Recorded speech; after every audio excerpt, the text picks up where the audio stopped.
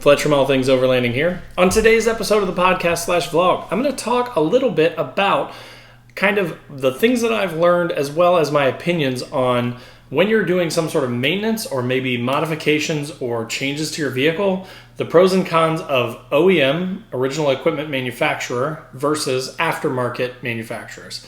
When should you buy, those, in my case, Nissan parts or Ford parts or Chevy parts versus when can you cheap out a little bit? When can you buy those aftermarket parts, save yourself a few bucks? When does it make sense to do one or the other, right? So that's what we're going to talk about today. So without further ado, let's get into that. All Things Overlanding is brought to you by Red Arc, Power Management Solutions, Rugged Bound Supply Company, rooftop tents, awnings, roof racks, and more. Overland Addict, premium overland gear. Last US Bag, overlanding bags and equipment. Northology Overland, trips and a monthly overlanding magazine. All of these companies are really amazing, so I highly recommend you click through the links in the description below to learn more about each of them. Alright, if you're watching on YouTube, you may have noticed that things look a little bit different. I have actually moved into a new house. And I haven't quite figured out the studio yet. The wood wall is gone. That's at the old house. So I have some things to figure out. But it's not bad. I'm okay with it. The lighting's okay. I've still got, like I said, some things to figure out. But we'll get there, guys. I promise. So thanks for bearing with me. Thanks for coming along. And today, let's talk about aftermarket parts. So for those of you that don't know, I recently switched vehicles. Before I had an '05 Nissan Xterra. 4-wheel drive, obviously. Modified up pretty well for overlanding, rooftop tent, built-in drawer system in the rear, a 2.5-inch lift, 33-inch tires, armor all around, sliders, bumpers, winch, that sort of stuff, right? So pretty well equipped for overlanding. And then very recently, within like the last month or so, a little bit less than a month, I actually upgraded or switched out, I guess you would say, it depends on the way you look at it, whether it's an upgrade or not, to an '08 Nissan Frontier, so the pickup truck version. This thing is rad. It was built by P&P Engineering. They make amazing armor and bumpers and sliders and racks for the Frontiers. Just super cool truck that was built by, a shop that specializes in Nissans. However, unfortunately for me, on my way home, the engine blew up. It was not a good time. I did not enjoy it. I definitely had some curse words running through my brain as the truck was losing power and starting to tick on the way home. However, I'm not going to dwell on that. I'm not going to talk about it too much. I'm not going to just stay on that topic. We're going to move on. But I love the truck. It's awesome. It's kitted out really well. It's Titan swapped, which for those of you that aren't Nissan people means that it has the underpinnings from a full-size Nissan Titan pickup truck underneath of the smaller size Frontier. So heavier duty components, heavier duty brakes, brake lines, suspension parts, upper control arms, lower control arms. All those parts are higher quality and beefier than the stock Frontier parts are, which was part of the reason why I switched from my Xterra to the Frontier in the first place. My suspension parts were starting to wear out. There was quite a bit of work that needed to be done to it, so I decided to make the jump.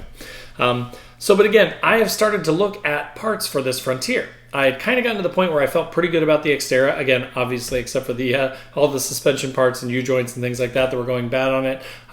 But that is a good lesson to be learned there too. So part of why I think I was starting to have so many problems with the Xterra, essentially the report that came back from 4-wheel parts was hubs are bad, U-joints are bad, upper control arms, lower control arms, bushings, ball joints, pretty much all of it. Anything to do with suspension components aside from the actual coilovers, which I spent some money on those. I had Niztec MK84 coilovers up front. I had a brand new General Springs leaf pack in the rear with a slightly used set of Bilstein 40 600s on there in the back. So, the components that I'd replaced with quality parts were still fine, right? But I had done UCAs with some cheaper Freedom Off-Road upper control arms, and I actually think that they were probably fine. I greased them a few months ago. I haven't heard any noises. I haven't noticed anything bad about them. There's no leaking. The ball joints are still fine. So I'm not 100% sure that was accurate, but lower ball joints probably could have been done. I don't think I ever did those. The hubs I did really cheap. I bought And I'll link to them below if you're interested in getting the cheaper parts. It's, they lasted a few years. So it's kind of one of those things, right, where you have to literally sort of weigh out.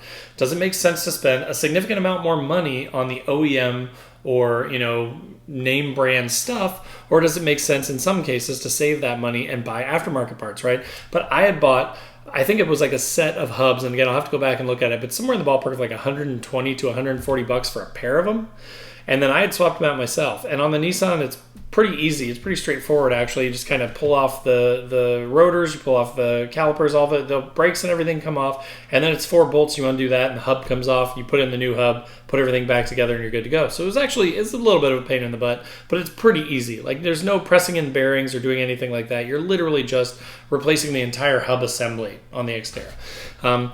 But so again, I had spent like 120 bucks. Well, guess what? A few years later, I mean, to be fair, pretty heavy use, right? A lot of highway miles to get to places, and then a lot of off-roading, mud, water crossings, things like that. Things that are going to wear out those components. But they didn't last very long. Like, I've only had the truck for a little less than 5 years, and I've done all the hubs. I've done all the U-joints. I've had 4-wheel parts do the lower control arms and ball joints for me. I did the upper control arms. I swapped in the Niztec coilovers in the front. I swapped in the leafs in the rear and the shocks. So, it's one of those things, right, where you really do have to kind of consider what is your best option, right? One example of things that I'm looking at now in the Frontier is the headlights and the taillights in it are a little beat, right? Like, they've got some cracks in them. One of the rear taillights has some condensation in it.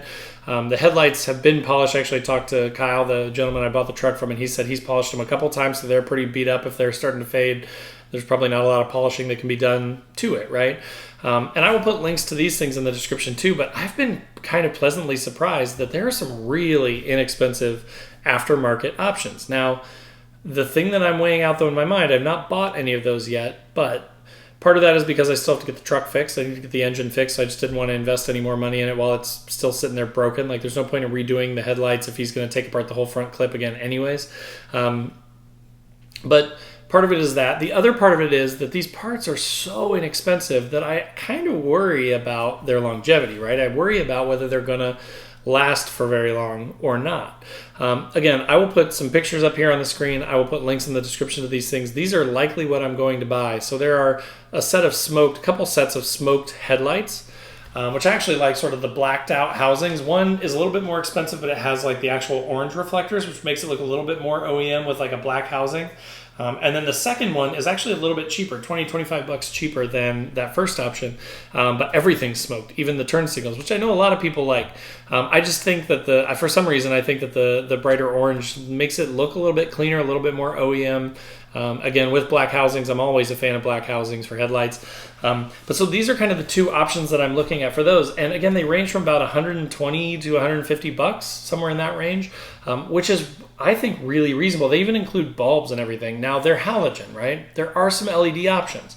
The LED options get significantly more expensive. And my experience, and a lot of the things that I've seen with other folks that have gone LED, is that they tend to cheap out on a lot of the components and a lot of the assembly of those parts, right? So you may have some really fancy, nice looking LED taillights, but then within 6 to 12 months, all of a sudden one of your taillights, the brake lights just don't work. It doesn't illuminate anymore, or they go out completely, or you lose a panel of them or a couple of the LEDs. So it seems to be like something with the soldering or just, those things that are made in China. It's really difficult to sort of say that they're going to last. So I'm honestly weighing in on this. I'll have a link to all these in the description so you can compare them all. I think I'm leaning towards the most inexpensive halogen taillights because they just look OEM, right? And if the bulbs go out, I can get new bulbs, but the housings fix my condensation problem, some of the like fading and just the fact that they're beat up in the rear. They should still last for a few years, I figure, at least. And again, worst case, I have to replace some bulbs, no big deal, right? There are, like I said, LED options. They're about 150 bucks versus 100 bucks. So the LED tails, they're a little bit smoked. They're LED, so they look a little bit nicer. I'm sure that the reverse lights are a little bit brighter. But again, it just worries me so much that, if I lose a row of LEDs, it's going to look terrible. Whereas with the halogen, I've got like 2 bulbs, right? So I got backup and I got brakes. So I'm not as worried about those. So I think for the taillights, I'll probably go with the $98 version, the pair that is just halogen and just sort of OEM looking replacement taillights. For the fronts, I probably will go with the black housing, about $150, $145 black housing with the orange reflectors. It's just a personal thing, right? If you like more smoke, go with the $125 ones that are linked below, because those are pretty nice too, and it saves you $20-$25, right? It pays for a chunk of the taillights. But so those are a couple of things that I've been looking at that I'm kind of weighing out. On my Xterra, I had gone to aux beam LED full headlight replacements. And I had those things in for 3 years, and they were still running strong when I got rid of the truck. So I think it's very possible that I may make that change. I may make a bulb change. So, for about $125 to $150 for the headlights, to spend another $50 on some really nice, much brighter LED bulbs, I think is a good purchase. Same goes for fogs. I had some Ala, and again, I'll link to all these in the description below, and make sure they fit your application, right? Like my links will probably be to my Xterra before. I'll try and find your Frontier ones too, and I'll describe them out for you. But I'm probably going to upgrade to LED bulbs in the front in those stock housings. But when you're looking at OEM lights, they're significantly more expensive for basically the same thing. Now, again, granted, the quality should be better, right? This is a 2008 truck, so it's 13 years old. So the fact that the headlights have made it that long, pretty impressive, right? You also have to think about your use case, though. So in my case, again, I want this truck to last at least 2 to 3 years. If it lasts 2 to 3 years for me, that's a pretty good buy. And ultimately, probably what I will do is upgrade to a newer Frontier, a 2022 or 2023, that's a few years old, save myself some of that depreciation, but get into something significantly newer so that I don't have to worry as much about, maintenance and things like that. So that's kind of my thought. So in my case, if I can get a few years out of it, then I'm happy. But if you have something that's, a 2014 or 15 Xterra or a 2016 or 18 Frontier, and you want something that's going to last for 5 to 8 years, you may want to consider OEM. Even though it's going to cost more, it's in the long term, it may still end up saving you some money because you may have to buy 3 or 4 pairs of aftermarket headlights, right? So think about the timeline that you're going to keep the vehicle. Think about how long you need the modifications to last. And then weigh out the difference in price, right? Like if the aftermarket headlights are $150 and the OEM ones are $225, that's not that big of a difference. If the OEM ones are $500, I could buy 3 sets of the aftermarket ones before I am going to make up the money that it would cost me for 1 set of the OEM. So then if it lasts 2 to 3 years a piece, granted I have to swap out the headlights, but that's not much of an ask. I could get 3 sets of headlights for the price of 1 set of OEM, right? So be thinking about that stuff too. Timeline that you're going to keep the vehicle, how long you need the modifications to last. And then how willing you are to make the swap. If something goes wrong, are you just kind of taking it with a grain of salt because, guess what? I spent the money and it didn't pan out, so now I have to buy something else. Another example that I kind of wanted to touch on that I think is kind of interesting is, so Nismo recently, Nissan Motorsports, if you're not familiar, has started to come out with a lot of aftermarket parts for the Frontiers, which is really cool. Like everybody, if you're a Nissan person, you've heard of Nismo, you love Nismo, you want the Nismo stickers, you want the Nismo parts. It's like SRT for Dodge Chrysler, right? It's like a Raptor version of a Ford F-150, right? Like it's their sort of their like racing heritage brand that builds aftermarket parts that still have some like factory warranty for our trucks. But Nismo's been dropping a lot of those parts, and again, I'll throw up on the screen here kind of what those look like. Personally, they haven't been that exciting to me. Like, I don't love the new Nismo bumper for the 2022 or the previous body style Frontiers. I feel like they're really expensive. That's always the case, right? With some sort of like a factory aftermarket option, it's always more expensive to buy that stuff, just like it is to buy regular OEM replacement parts. So you have to weigh that a little bit too. Unless you just really love a piece of equipment that they've come out with, then you've got to be ready to pay that tax, right? That name brand tax. But then, there are a ton of options for aftermarket bumpers and armor and sliders and things like that, like a Hefty Fab or P&P Engineering, which is who did all the stuff on my Frontier. And, again, bumpers are never going to be inexpensive, right? They're never going to be cheap. But again, compared to the Nismo stuff, I think that the Nismo bumper, and again, if I'm wrong, I'll put it up here on the screen, I think it's about $1,500. You can get a P&P one that's really nice and kitted out with some customizations and things like that, and powder coated probably for that much money. So there's just, you have to weigh out the looks of it. You have to weigh out the cost of it. Again, thinking about longevity and things like that, steel is steel as far as I'm concerned with bumpers. So I don't think you're going to have a huge difference between a Hefty Fab or a P&P Engineering or any of those sort of bumpers and a Nismo bumper. There's all a chance that the powder coat gets scratched and then it starts to rust. So you got to think about all that stuff and sort of think about the price differences between the two, right? So far, you've probably noticed that on the last couple of things I've talked about, I've leaned pretty heavily towards aftermarket. And historically, that's how I've approached these things. I've always been cheap. I buy, sometimes I'll even buy like the brake sets on like an eBay or Amazon that are, all 4 rotors, pads, hardware, that kind of stuff. $130, $150 for a set of all 4. Like it's really affordable. My Xterra had those brakes on it for the last 3 years and they've been fine.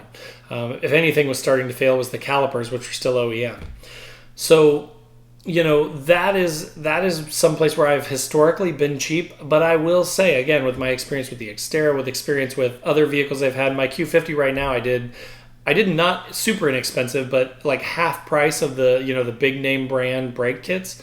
And mine has the bigger, sport brakes on it.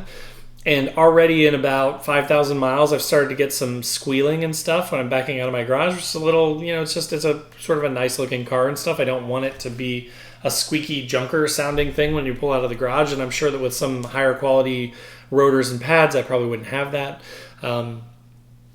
So I am, again, historically, I've always been sort of lean towards aftermarket parts because it saves money, because, a lot of the times those things can last almost as long as OEM for a fraction of the price. However, where I'm going to kind of go the different direction on this is with things like, turning rotational items like your hubs, your U-joints, that sort of thing. When you talk to anyone that runs a shop, you talk to a 4-wheel parts, you talk to an independent sort of shop, you talk to a dealership, they're going to tell you like you really want good name brand because it's a pain, right? You're paying a lot of the money that you're paying is for the labor to install the parts. So you have to take that into consideration too. If you aren't doing the work yourself and you're going to pay a shop to install U-joints or hubs or brake rotors or things like that, sure, you could save a few bucks by going with aftermarket stuff, but then you're going to pay the same labor that you would for the name brand stuff. And if you have to, if the name brand brakes last for 5 years, 60,000 miles, and the aftermarket ones last for 2 years or 20,000 miles, right? Then you're going to have to repay for that labor to reinstall those parts again in a couple years. So then in the long run, you're going to end up spending a significant amount more money by adding in that labor, right? So with like, again, rotational things, wearable things, things like ball joints, things like control arms, things like, again, hubs and brakes and U-joints, that sort of thing, I kind of lean more towards spending the extra money, buy once, cry once, that kind of mentality, to buy the better stuff, particularly if you are going to pay a shop to do the work.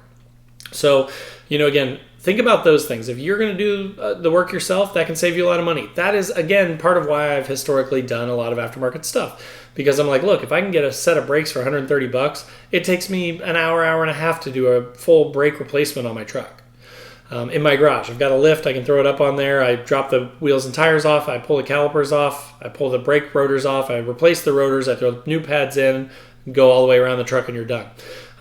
But if I was paying a shop, $300-$400 to do that work for me, then I really have to think about whether it's worth saving a couple $100 once to buy the cheaper rotors, but then having to buy them a second time, a third time before I would have had to replace the OEM ones. So that is kind of my thoughts for the night on this. Again, I just moved into a new house and stuff, so getting, used to the new place. Got to be working on this whole situation back here, trying to figure out what to do with this wall to make it a little bit fancier for you guys, to make my lighting a little bit better and stuff. But I appreciate you sticking with me through all this. Again, there's super exciting stuff to come. I've got some great videos coming on the Frontier. So as soon as the Frontier gets fixed up, even if you're an Xterra person, don't run away. There's no reason to switch because they're such similar trucks, right?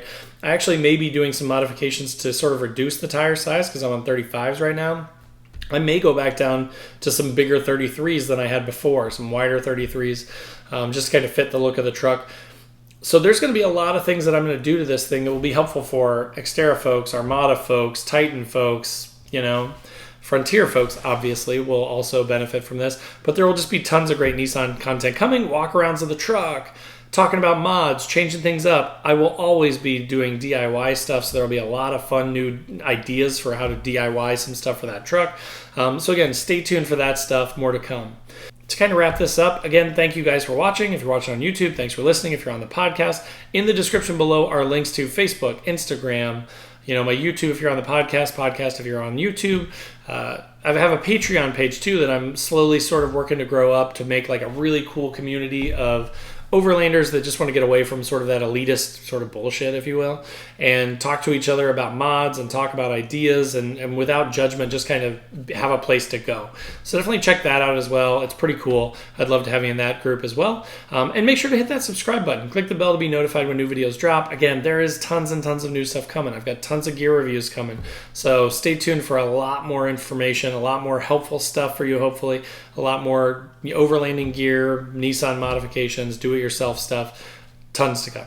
But again, thanks for watching, and we'll see you next time.